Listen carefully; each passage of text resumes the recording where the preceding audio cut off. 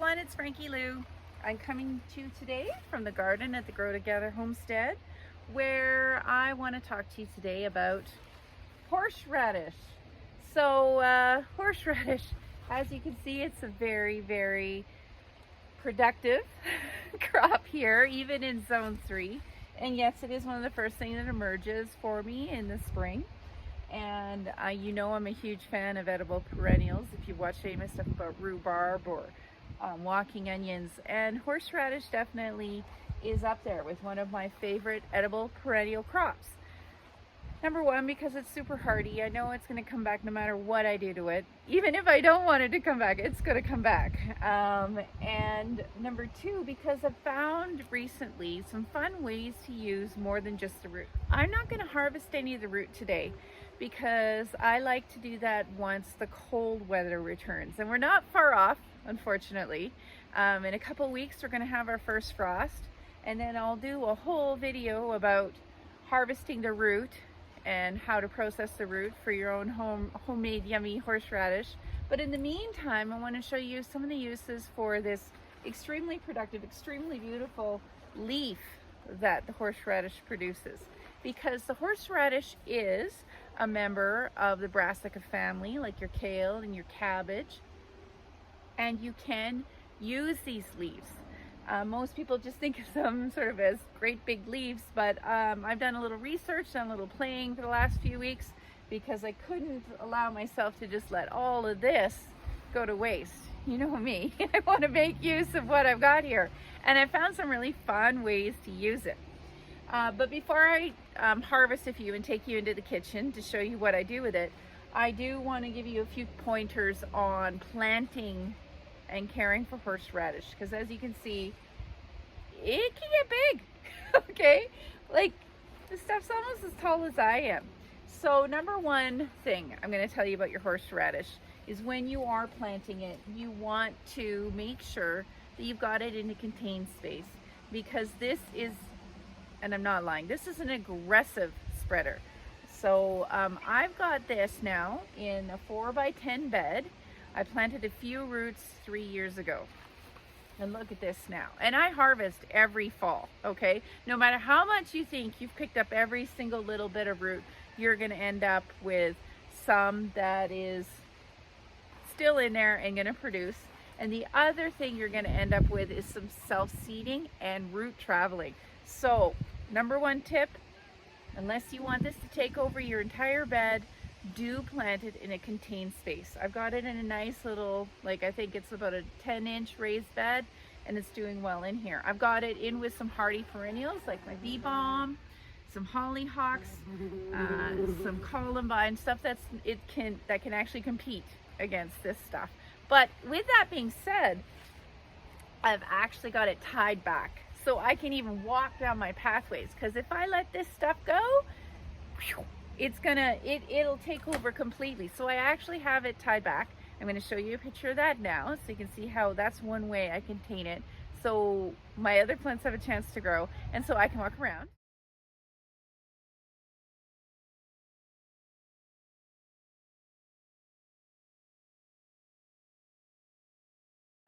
The other thing you want to do is you want to plant it somewhere where, like, honestly, I water this very little. It doesn't need as much care as a lot of your other plants do. It's going to grow no matter what you do.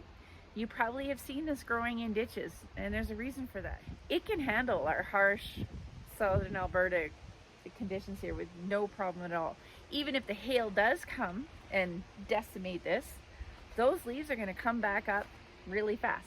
So that in mind, if you do choose to use some of the ways that with the leaves that I'm going to show you, you can cut a lot of this off and it's going to come back again in a few weeks.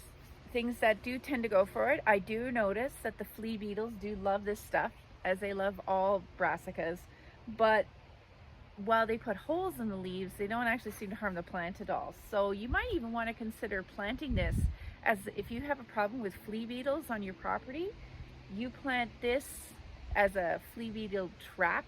You might have some luck with that as well, because the flea beetles will eat this, but they're not going to damage it more than put some holes in the leaves. But if you're drying the leaves, that's not going to matter. if you're using it for some of the other things that I'm going to show you, it might. Okay, so we are back in my busy, messy kitchen, and I'm going to show you some of the ways that I like to use horseradish. Now, number one is I'm doing some pickling today. I've got some little cukes over here that I'm going to set up for pickles, and horseradish leaves contain a heck of a lot of tannin. So it's one of my many steps that I use. I add horseradish leaf to my pickles. So that it'll help to keep the crunch. I have a whole other video about crunchy dill pickles, and you're welcome to look that up if you like, but this is one of my key ingredients. Now, another way that you can use your horseradish is actually to ferment it itself. As you can see, this is a really large leaf, okay? And what I have started playing with, and I'm quite enjoying the results of, is actually fermenting the leaves themselves. This is a batch that I set up about 2 weeks ago. I haven't done enough research yet on the safety of water bath canning these leaves, and also I do kind of like the probiotics that I get from fermenting stuff. And what I'm probably going to do with these ones is bundle some of them up and keep them in the fridge in this brine that they've been fermenting in for the last 2 weeks. And I'm also going to take some, stick it in smaller bags and in the freezer, because I can't grow grape leaves where I am. I know that some of my lucky friends, even in Calgary, can, but I have a slightly lower zone here and I can't get grape leaves. But I find that these, once they've been fermented and they're a little softer and they've mellowed out the flavor a bit, would work great in terms of stuffing and cooking and making nice little horseradish, grape leaves, dolomotes and stuff, stuffed with meats and rice. I would compare horseradish leaves if you were to steam them, which you can do. They're edible and they're good for you, but I find them a bit intense and a bit too strong for that sort of thing. But they're great if you want to stuff them, right? And so that's what I'm going to use this whole batch for. Now, if you like kale and you like spice together, you might just want to process some of these leaves and eat them steamed, because that's basically what I liken horseradish leaves, the flavor profile to, and the texture is a spicy kale. Okay, it's very edible, good for you, nothing wrong with it. It's just a little bit strong of a flavor for my family, but not when we do it like this. Okay? Another way that I've been using it lately, and I really like, is I've been drying it. Okay, here is a nice batch of a few times that I've taken these horseradish leaves. I cut out the middle spine because honestly that spine is hardy, and obviously wash it really well, make sure there aren't any critters on it, those flea beetles we talked about earlier. And then I dry it in my dehydrator, and then I make it part of my powdered green collection, okay? And what I've actually made is a paste with this powder. It's not quite like wasabi paste, but it is a nice spicy element, and I've enjoyed putting that both in dips, and I've enjoyed serving it on fish. And as I said, there's always just eating it steamed and fresh. A lot of folks like it that way. It's not my, I would probably do it, but Angus is never gonna eat a fresh horseradish leaf that's been steamed. And it is a little tough. You do wanna treat it almost like you would a collard green and give it a good long cooking. Now, last of all, I'm also doing some more fermenting today with my hot sauces.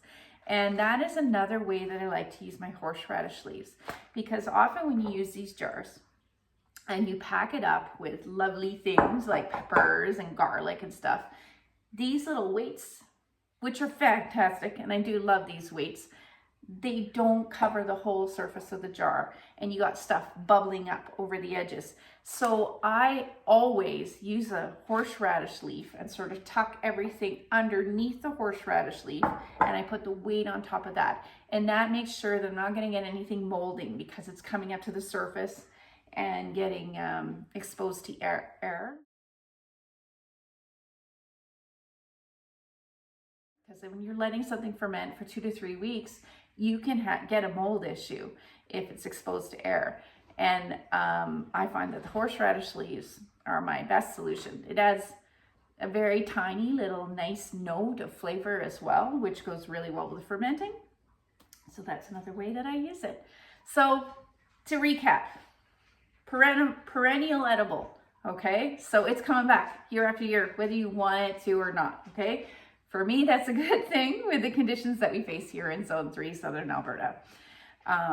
It's very, very good for you. Remember, the brassica family contains lots of nutrients that we're supposed to have every day. It also contains a lot of tannin, so that makes it great for fermenting and for pickling. It helps to keep things crunchy and tasty. And you can dry it and then use it as part of your powdered green collection, so you can sneak it into food for a little extra nutrition throughout the year. You can use it to help protect your fermented things from getting exposed to air and causing mold. You can help, and you can also ferment it itself. I will tell you though, make sure you're letting that burp a lot, okay? Because this does build up a lot of gas, and it's a smelly gas, okay? As it's fermenting. It's a pretty great way to use that. If you can't grow grape leaves, it's a great substitute. And I'm always looking for ways to use stuff that grows well here. And I'm having a lot of fun with my horseradish leaves this year. So stay tuned. In another couple of weeks, it's gonna just be a couple of weeks, we're gonna have our first frost here, and I'll be able to actually harvest the horseradish roots, and we'll do a whole other video about processing and using that. And I'm going to be doing some more pickling and some more sauces with the rhubarb and the apples that are ready now. So I hope that was helpful. I hope that it might convince you to have a little patch of rhubarb in your garden. And as always, I hope to take this chance to grow together today. Have a good one.